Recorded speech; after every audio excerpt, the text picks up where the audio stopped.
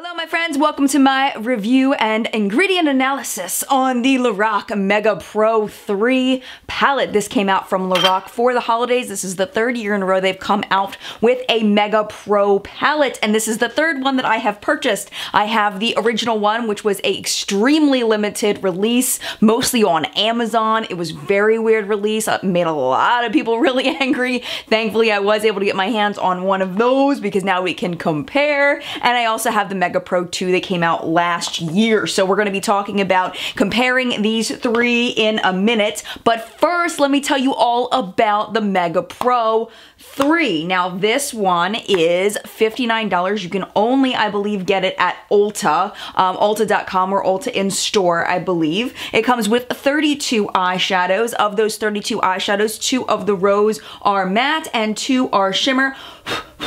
It comes in this white packaging, which you can see is already completely filthy because I've been playing with this a lot. It does have a very large mirror that flops right down, that, you know, unless you have something to prop it up against, it's kind of useless. I wish that they would go the Urban Decay route and give us that little button, like the little vice button that makes it go, you know, but they don't. It just kind of flops backwards. So what I end up doing is I end up just holding the palette like this, hence why there's so many fingerprints on the mirror. If you've never tried Lorac shadows before, they kick up a lot of powder, increasing the likelihood that you will make this absolutely filthy. Actually, I had one of the members of the community suggest to get some contact paper, clear contact paper from a craft store or wherever, and put that over top of it before you start using it. Unfortunately, mine was already filthy before. Once I got that advice, I had already opened it and used it like twice before I got the advice, so I just decided to just let it go.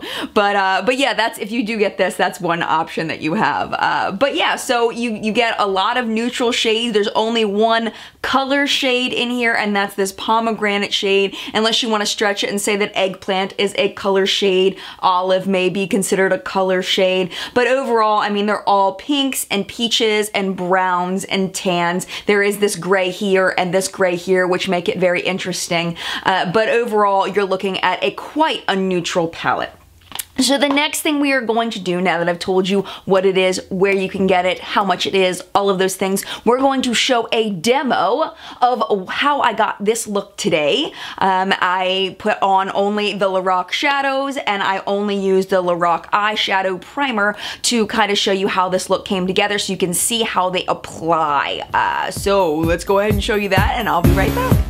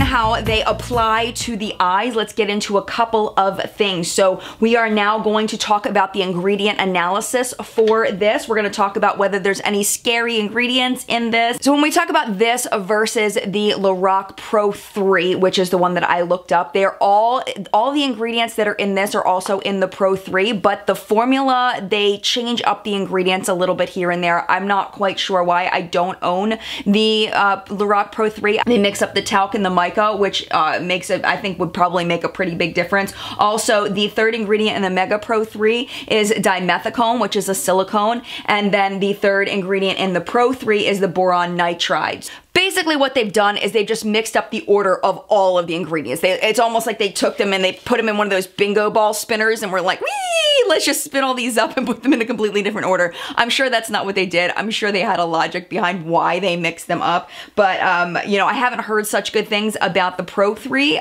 So just know that it has the same ingredients, but they are in a different order. When you compare this to the original Pro palette, that is when you see a definite difference in formula. We noticed that in the original Pro formula, there are parabens, where in this, there are no parabens.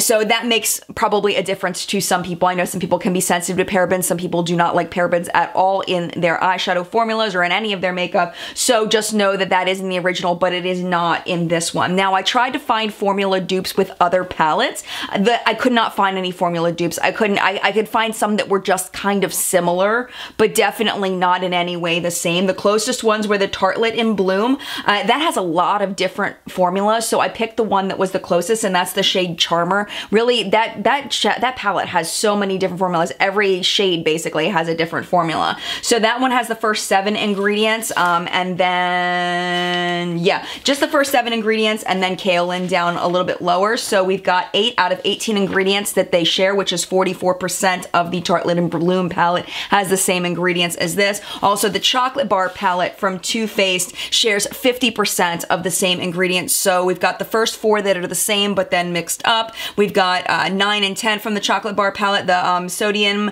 dihydroacetate and the silica, and then the boron nitride is number 14 for the chocolate bar palette. So again, 50% sharing the same ingredients. It's amazing once you start looking to this how many different ingredients different companies use for eyeshadow formulas. It's pretty amazing. So it's hard to find even shadows that are even similar.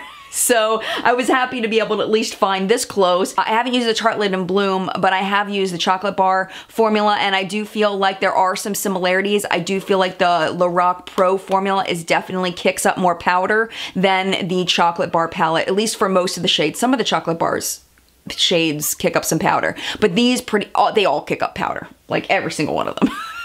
Will make a huge mess. As you noticed in the demo, I did have fallout on my face for quite a long time from that dark brown shade. So now let's look and see whether the ingredients in the Lorac Mega Pro 3 are yucky or not. According to Environmental Working Group, EWG.org, I will link them down below if you want more information about the ingredients. So the first one that comes up is talc. Now, talc is one of those ingredients that some people are sensitive to. Some people who just cannot have talc in their products. I'm going to read this to you. It says, talc can be contaminated with asbestos fibers, posing risks for respiratory toxicity and cancer. So that's if you're breathing it in. You're not going to be breathing in your eyeshadows most likely, so I don't know how much that's going to affect you, but it does say that studies by the National Toxicology Panel demonstrated that cosmetic grade talc free of asbestos is a form of magnesium silicate that can also be toxic and carcinogenic. For the one shade Licorice, talc is further down, but number 2 ingredient in most of this palette is talc. So if that bothers you, you're not going to want to get this. So I'm always looking for new information. This is a new article that I found. It says natural talc contains asbestos, a substance that may lead to lung cancer. However, talcum products used in cosmetics have been free of asbestos since the 1970s. Some studies have reported small increases in ovarian cancer with the use of asbestos-free talcum powder, but studies are conflicting and the results are not definitive. The American Cancer Society suggests cornstarch-based cosmetics might be an alternative in those concerned about talc use. So basically it just sounds like a kind of a messy study that isn't really conclusive, at least according to drugs.com. So I take it and interpret it as you will, but that's where the research stands on it. Now the next one that is kind of a yuck, but not really, is dimethicone, because we are putting it on our eyes.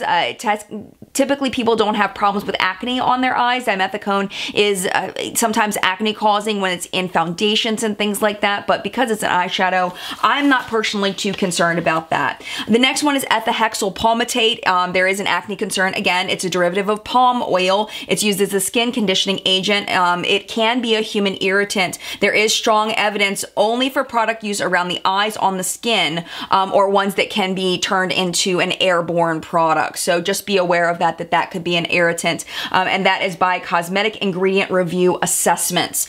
Now, I did find another article about this on Truth in Aging. I'm always finding new stuff. It says the Cosmetic Ingredient Review expert panel found that in skin tests with palmitates and with products containing the palmitates, 1 of 3 products containing 40 to 50% ethahexyl palmitate produced a mild irritation. However, no skincare product contains this high of concentration of the ingredient. So basically, this just means they were looking in that study at 40 to 50% of the product being made of this ethahexyl palmitate, and there's no way that there's 40 to 50% of that ingredient in this, especially since it's the 4th ingredient behind mica, talc, and dimethicone. I mean, chances are there's very little compared to the 40 to 50% that was in the study. So just trying to provide you with all of the information as I find it. The next one is propylene glycol. Propylene glycol is a small organic alcohol commonly used as a skin conditioning agent. It's been associated with an irritant and allergic contact dermatitis, as well as contact urticaria in humans. So where someone has to take like Benadryl to fight off the effects of it. These sensitization effects can be manifested at propylene glycol concentrations of as low as 2%. Of course, I don't know how much of that ingredient is in this. It may be 2%, it may be less, it may be more, I don't know. It says classified as expected to be toxic or harmful by the Environment Canada Domestic Substance List. So that is that ingredient. So just be careful if you have sensitive skin, you may not be able, this may not agree with you. Potassium sorbate is the next one. Potassium sorbate is a potassium salt of sorbic acid, a naturally occurring antimicrobial compound used as a preservative. It says it is a human skin toxin or allergen. There is strong evidence from the Cosmetic Ingredient Review Assessments in Washington, D.C. And then the final one is a yellow pigment that's used in some of these called CI19140, and it is a persistent or bioaccumulative at a moderate to high toxicity concern in humans, so that it builds up in the system. We've talked about bioaccumulation in other videos. They worry about using this ingredient so much that it accumulates in the body and then causes it to be toxic in the body. Of course, this is a yellow pigment. This is very, very, very low on the ingredient list, so I don't know how much it would take to be bioaccumulative to the point where it's harmful to you, but just so you know, that is in here. All right, so now we're gonna go into some arm swatches. Now keep in mind that arm skin is different than eye skin, so things are gonna be slightly different on the arm than they are on the eyes, but it'll give you an idea with a finger swatch and a brush swatch what we're dealing with here. We don't talk anymore. We don't talk anymore like we used to do. We don't laugh anymore. What was all of it for? We don't talk anymore like we used to do. We don't talk anymore.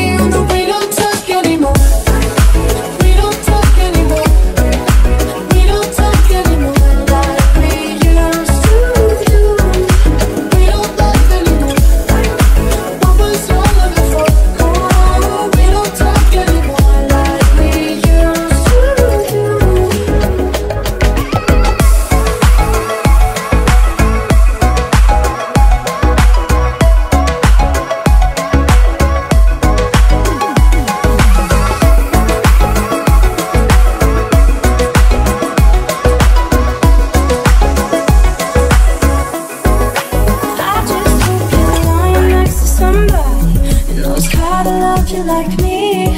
There must be a good reason that you're gone. Every now and then I think you might want me to come show up at your door, but I'm just too afraid that I'll be wrong. I overdosed. Should've known your love was a game. Now I can't get you out of my brain. Oh, it's such a shame. I overdosed. Should've known your love was a game. Now I can't get you out of my brain. Oh, it's such a shame.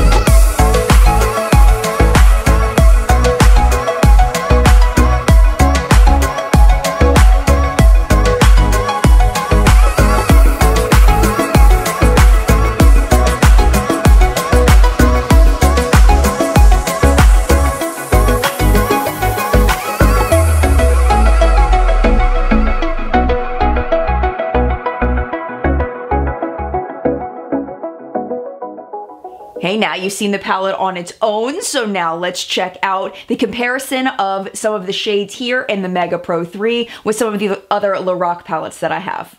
So when I first got this, the first thing I thought of was that I already had rose quartz in the Lorac Mega PRO Palette, but it's not the same. I'm gonna go ahead and swatch them both for you.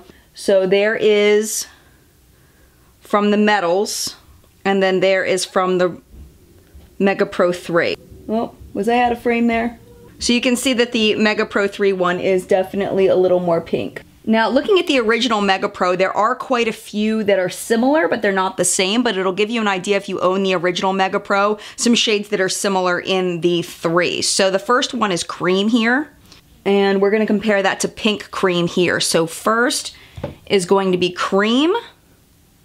Make sure you can see, there you go. So here's cream, and then here's pink cream. And they look pretty much the same. I mean, there's a tad bit more pink in pink cream, but they could be used for the same purpose. Next up is taupe and walnut. So here's taupe and walnut from the Mega Pro 3. Okay, now we're gonna look at mauve and violet gray. Violet gray is just a little bit deeper, but they're in the same family. Okay, next we're gonna look at sable and then bark. So this is sable and bark. So that's from the 3, that's from the original Pro. Okay, you'll find black in most of the Lorac Pro palettes. So black and jet black, and the blacks in all of them are the same, and it's pretty much the same as jet black. So here's jet black. All right, black, jet black from the Pro 3. Mega Pro 3. Okay, the last one I wanted to show you was slate here, and then deep fog here. Here's slate and deep fog.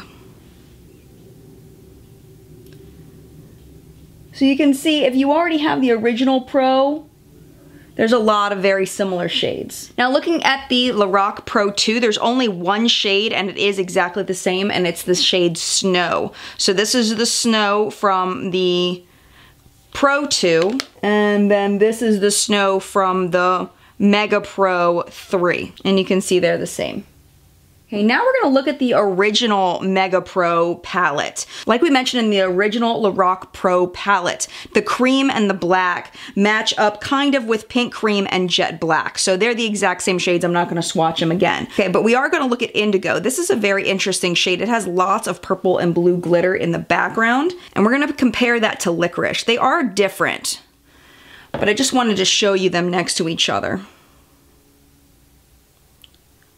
Unfortunately, I do like the I do like the one from the original Mega Pro better than the Mega Pro 3. It's got a lot more glitter in the background. I don't remember if there's fallout or not. I haven't used it in a long time, but you can see there is. It's got the same kind of idea, but it's not as dazzling in the 3 as it is in the original. Okay, now we're gonna swatch granite here and dark roast here. So granite has a little more sparkle, where dark roast has a little more shine. Then we have maroon here and sequoia here. Here's maroon and here's sequoia. Very, very similar. There's a tad bit more of a reddish tone to this one, where this one's a little bit more peachy-ish in the undertone, where this one's a little more pink and red. And then finally looking at the Mega Pro 2. Chiffon, right here, is very similar to Pink Cream, but chiffon has a little bit of shimmer. Just a very, very tiny bit though, so you can barely see it. It's kind of a shimmery version of Pink Cream. Then of course we have black and jet black, but other than that, there's no other dupes in this one with the Mega Pro 3. All right, last piece of this very comprehensive video is my personal opinion on this palette. So this is the way that I'm thinking. If you've ever tried Lorac shadows before, and you know you either love them or hate them, your opinion is going to be the same of this. It is the traditional Lorac Pro formula. It's very powdery, very easy to work with, very pigmented, and it's a really, in my opinion, nice formula if you can get past that powdery messiness, if you're okay with that. I think Lorac made a really bad decision with this white packaging. It's gross. It's just straight up gross. And I'm gonna try and do my best to clean it off. Because it's made out of cardboard, there's only so much you can do to clean it off. So with the color selection, you have to ask yourself, do you love these nude looking shades? Do you like that nude look? Do you like doing, do you like a little variety in your nude look? This will give you some variety. It'll give you the pinks, the peaches, the bronzes, things like that.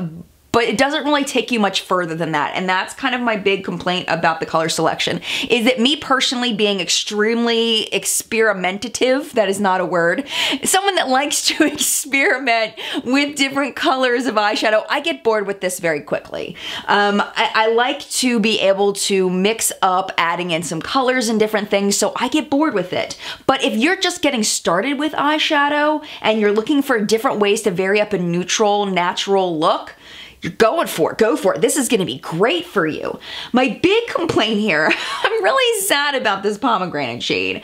I think it's a really weird inclusion into this palette, this pomegranate shade. It's like, you know, let me put the hardest color to work with in this very easy to work with palette. And it's like, I don't get that. I wish that they had put maybe like a more bold green, a more bold olive green, or a more bold purple. You know, maybe even taking this eggplant up to a lighter shimmery or eggplant-y kind of color. That would have been really cool, because then you could have set it off with these matte purple-y kinds of shades. They've got these beautiful matte purple things, but then there's no purpley shimmers to go with them. They're all browns and olives, and I mean, the olive looks cool with the purple, but I don't know, this pomegranate is just completely out of place. I don't get that one at all. But I can definitely see this being used for many skin tones. I can't imagine any skin tone that would not enjoy this. Maybe if you're super cool and you don't like warm looks at all, maybe you might be a little disappointed in this. But even someone with a cooler skin tone, I think, can work with this. Overall, I mean, it's a really nice palette. But like I said, for me, I can see myself getting bored with it relatively quickly. But for most people, I would imagine this would be a really fun palette to play with and kind of take you a little bit out of your comfort zone if you're only used to doing like one basic natural eyeshadow look and you want to try some apricots and some, well, Bellini is more of like a peach shade, or, you know, this rust or rose quartz, things like that. And it's kind of fun to play with just those shades if you're not used to using a bunch of bold colors. So overall, it's a definite recommend. They last a really long time on the eyes. I've used them with a primer, without a primer. With a primer, they do last a bit longer, but it's really not 100% necessary. They're gonna last great even without a primer. I mean, it's just a fantastic palette, and I really like it. I do, I really, really like it a lot.